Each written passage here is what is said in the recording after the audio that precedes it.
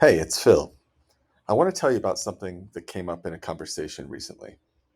Someone told me that when an idea lands, she feels like she has to build the whole thing right now. Landing page, marketing, offer, all of it in a day, maybe a day and a half.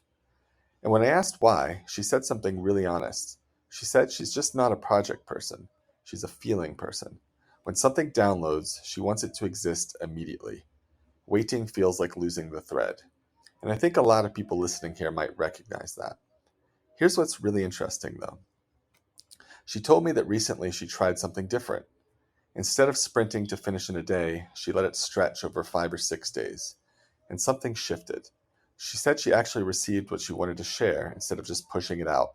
And that distinction matters. Because there's a difference between finishing something and finalizing the commitment behind it.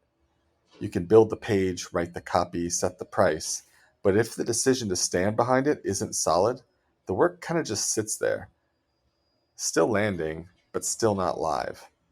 And I've noticed this pattern in myself and in almost everyone I work with. The ideas come fast, and they can feel urgent. And when they feel urgent, we think we have to act on them immediately or they'll disappear. But urgency is not the same thing as readiness. And what actually makes an idea stick isn't speed. It's giving it a structure that lets it develop.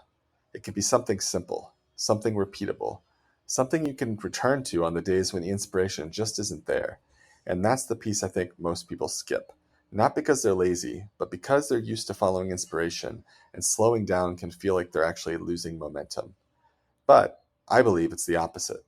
I wrote more about this, about why downloads alone don't build businesses and what does. It's not complicated, it's just a different relationship with time and commitment. So I encourage you to give it a read. And if you've been caught in that cycle of excitement, execution, stall, maybe this will land differently than the last 10 things you read about structure. Talk soon.